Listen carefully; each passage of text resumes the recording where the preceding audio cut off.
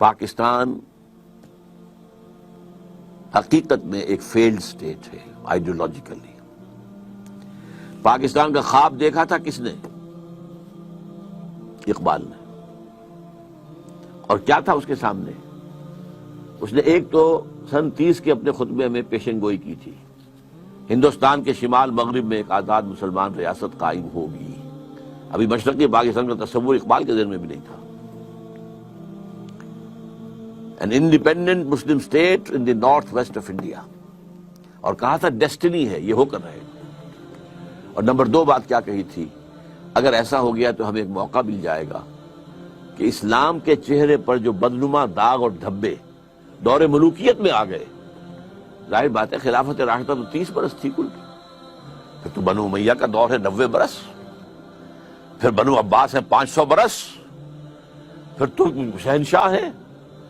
دنیا تو اسلام کو ان سے سمجھتی ہے نا.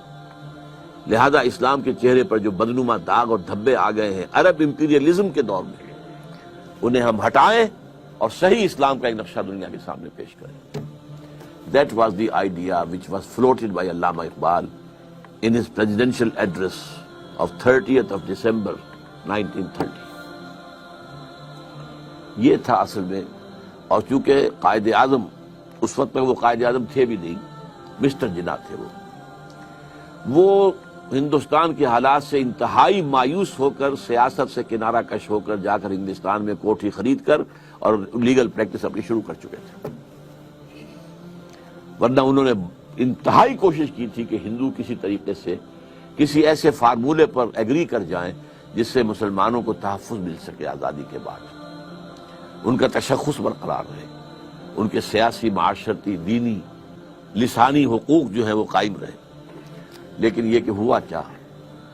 اگرچہ ہندوؤں نے خطاب دیا، ہی از دی ایمبیسڈر آف پیس، یہ سفیر اتحاد ہے محمد علی جناح، لیکن محمد علی جناح پھر مایوس ہو کر جا کر بیٹھے ہیں.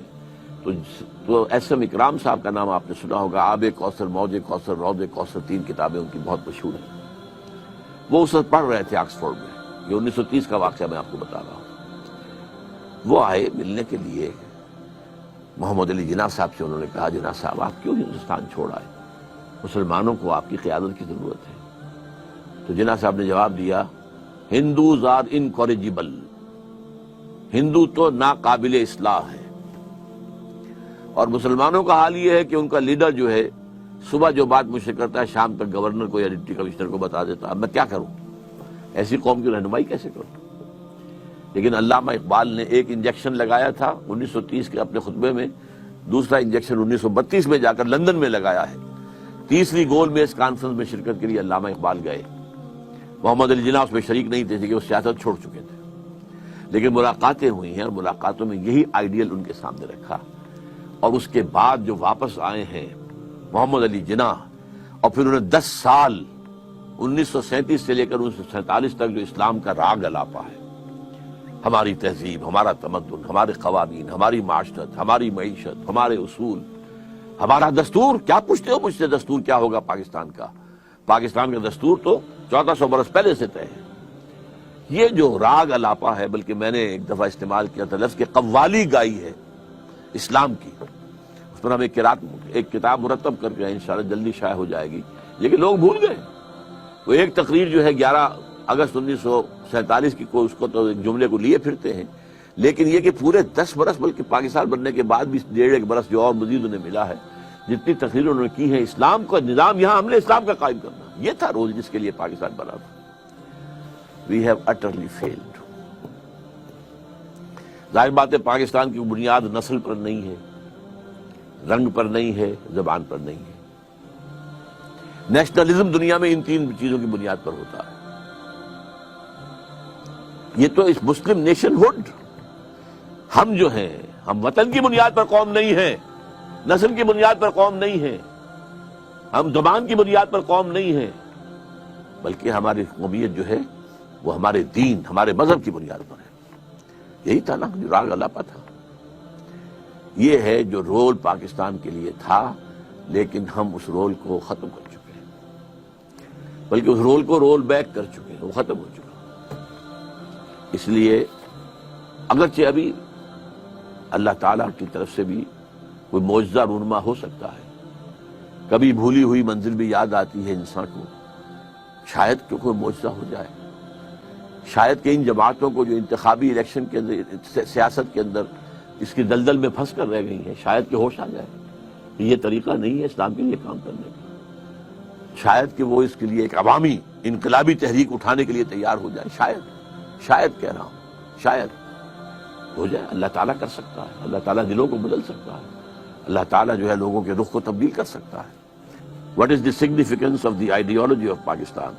How shall we prepare ourselves for the challenge? اس کے لیے میں نے مفصل تقریریں کی ہوئی ہیں۔ ایک لفظ ہے توبہ، لیکن توبہ دو لیولز پر، ایک انڈیویجول لیول پر توبہ، اے اللہ ہم بھٹک گئے تھے، اللہ ہمیں معاف فرما دے، لیکن اس توبہ کا تقاضا کیا ہے؟ دیکھو اپنے وجود کو اور اپنے گھر کو اور اپنی معیشت کو اور معاشرت کو، جو چیز خلاف اسلام ہے نکال دو۔ اگر یہ نہیں کرتے تو کوئی توبہ نہیں ہے، سوال بکواس۔ آپ توبہ کی تسبیحاں پڑھتے رہیے، استغفر اللہ ربی من کل ذنب واتوب الیہ، لیکن جو خباثت کاروبار میں ہے وہ جاری رہے گی۔ حج کرائیں گے، دو 4 6 حج کیے ہوئے ہیں، لیکن جیسے جاتے ہیں ویسے ہی واپس آتے ہیں۔ جو سودی کاروبار کرتے ہوئے گئے تھے، آتے ہی فوراً دوبارہ اس کو شروع کرتے ہیں۔ یہ توبہ نہیں ہے۔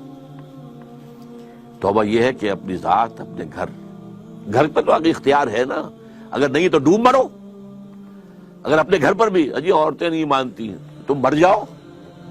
حضور کے الفاظ دہرا رہا ہوں یہ، جب تمہارے معاملات تمہاری عورتوں کے حوالے ہو جائیں گے، بطن الارض خیر لکم من ظہرہا، تو زمین کا پیٹ تمہارے لیے بہتر ہوگا کہ تم دفن ہو جاؤ اس میں، اس کی پیٹھ کی بجائے کہ پیٹھ کے اوپر چلو پھرو، اس کی بجائے زمین کے پیٹ میں دفن ہو جانا بہتر ہوگا۔ اپنی ذات پر، اپنی معاشرت پر، اپنی معیشت پر۔ پاکستان میں تو ابھی تک کوئی اتاترک پیدا نہیں ہوا جس نے برقع جو ہے زبردستی اتروایا ہو۔ جنہوں نے اتارا خود اتارا بھائی، 4 پیسے ہو گئے تو اب عورت کا پردہ ختم ہو گیا۔ پہلے برقع اترا، چادر آئی، چادر بھی پھر اوڑھنے کی شکل میں رہ گئی، اب جو ہے قمیضیں بھی جو ہے ٹائٹ۔ اب تو جو کچھ ہے میں اس میں کیا بیان کروں آپ سے، کیا اس لیے پاکستان بنایا تھا؟ ترقی ہوئی ہے اگر تو سرمایہ داری کو، اور ترقی ہوئی ہے اگر تو بے حیائی کو، دو چیزوں میں ترقی ہوئی۔ This is all that we have got۔ تو یہ تلخ حقیقت ہے۔ توبہ افراد کریں، جو توبہ کر لیں، صحیح معنی میں توبہ، کہ اپنی زندگی سے غیر اسلامی کام فارغ کر دیں، اپنے گھروں میں جا کر شرعی پردہ نافذ کرو۔ نہیں کرتے تو تمہارا اسلام کے ساتھ کوئی تعلق نہیں۔ یہ شریعت کس لیے دی گئی تھی؟ یہ سورہ نور کے اندر اتنے احکام آئے ہیں، سورہ احزاب کے اندر اتنے احکام آئے، کس لیے ہیں؟ تلاوت کرو اور ثواب لے لو، اللہ اللہ خیر صلی اللہ۔ یہ بینک سے سارا معاملہ کر کے اب کاروبار چلا رہے ہیں، اپنا بڑھا رہے ہیں، کیا حرام نہیں ہے؟ ہمارے رگو پے کے اندر حرام شرائط کیے ہوئے۔ تو پہلی بات کیا ہوگی؟ توبہ۔ لیکن توبہ اس عمل کے ساتھ توبہ، اور پھر باہم جڑ جائیں، کسی ایک شخص سے بیعت کریں جس پر اعتماد ہو، جس کے اخلاق پر، جس کے کردار پر، جس کی سیرت پر، جس کی دیانت پر، جس کی سنسیریٹی پر اعتماد ہو۔ بیعت کریں، جو تم حکم دو گے کریں گے۔ ہاں، شریعت کے خلاف کوئی حکم دو گے تو نہیں مانیں گے۔ With in the parameters of the شریعہ، جو بھی آپ حکم دیں گے ہم کام کریں گے۔ مشورے دیں گے ہم، لیکن مشورہ رہے گا۔ یہ نہیں ہے کہ ہم کہیں کہ صاحب ہماری گنتی زیادہ ہے، ہماری بات چلے گی، آپ کون ہوتے ہیں امیر صاحب، آپ گھر بیٹھے۔ نہیں، یہ مغربی جمہوریت ہے، یہ اسلامی جمہوریت نہیں ہے۔